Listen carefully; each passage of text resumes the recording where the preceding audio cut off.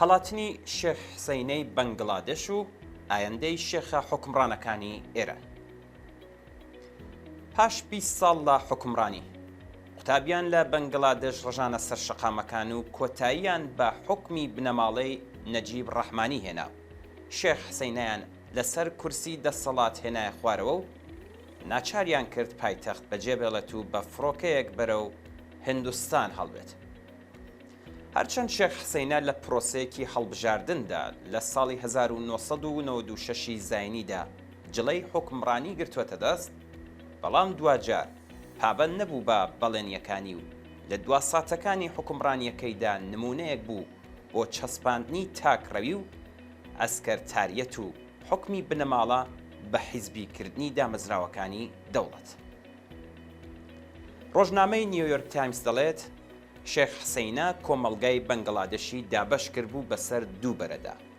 بەرەی یەکەم بریتی بوو لە بنەماڵە و ئەندامانی حیزب کە زۆرینەی داهات و ئیمتیازەکانی حکوومەت و دامەزراندن لە یەکە کارگێڕیەکاندا بۆ ئەمانە بوو.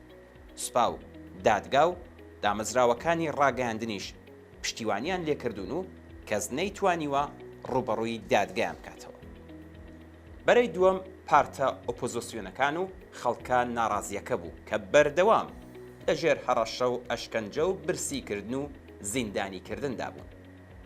بۆ ئەم مەبەستەش دامەزراوە ئەمنیەکان بەردەوام بە چاوی تێرۆریست و خەیانەتکار سەیریان دەکردن. سەرەڕای ئەوەی کە لە سەردەمی حوکمڕانی شێخ حسەینەدا هەندێک گەشەی ئابووری بەدی دەکرا، بەڵام بەوتەی پارتە ئۆپۆزیسیۆنەکان ئەو گەشەکردنە تەنها ئەندامان و کۆمپانیەکانی نزیک لە حیزبی دەسەڵاتدار سوودیان لێبینیوە و زۆربەی هاوڵاتیان بێبەش بوون لێ. خۆپیشاندانەکانی ئەم جارەی قوتابیان لەسەر ئەو نائەداڵەتیە بوو کە لە ڕێگەی سیستمی کوتاوە پیادە دەکرا بۆ دامەزراندن لە حکوومەتدا، چونکە بەپێی ئەو سیستمە دامەزراندن زۆرینەی بۆ حیزبی حوکمڕان و ئەندامەکانی بوو. بەمەش زۆربەی دەرچووی زانکۆ و پێی مانگاگەکان لی بێبەش بوو. شانی باسە لە ئێستادا زیاتر لە 25 ملیۆن گەنجی بێکار هەیە لە وڵاتێکدا کە دانیشتوانەکەی 171 ملیۆن کەسە. ئەگەر سەیرێکی بنەماڵەی شێخە حوکمڕانەکەی ئێرانیش بکەین و بەراوردی بکەین بە حوکمڕانیەکەی شێخ حسەینە، ئەوە لێرەدا زۆر ناهەموارتر و خراپترە، چونکە ئەگەر سەرنج بدەین دەبینین ژمارەیەکی زۆر لە دەرچوانی زانکۆکان بێکارن و هیچ ئاسۆیەکی ڕوونیش لە داهاتوودا نابینن بۆ دۆزینەوەی هەلیکار.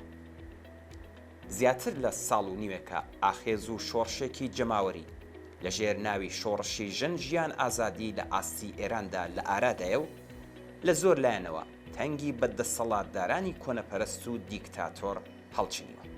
بەڵام تا ئێستا نەگەیشتوەتە ئاستێک بتوانێت وەک ئاخێزی خوێندکاران و جەماوەری ڕاپەڕی و بەنگڵادێش چارەنووسی ئەو دەسەڵاتە دژی ئینسانی و دیکتاتۆرە یەکسەر بکاتەوە. بە دڵنیاییەوە سەرکەوتنی ڕاپەڕینی لاوانی خوێندکار و جەماوەری بوێری ڕاپەڕیوی وڵاتی بەنگڵادێش دەتوانێت ڕێنیشاندەر ورە بەخش و ئەزموونێکی بە نرخ بێت بۆ داهاتووی خەباتی ڕەوای گەلانی ئێران، بۆ سڕینەوەی ئاسەوارەکانی ڕژیمێکی کۆنەپەرستی دیکتاتۆر و دەستەبەرکردنی ئازادی و یەکسانی لە سبەی ڕۆژی سەرکەوتندا.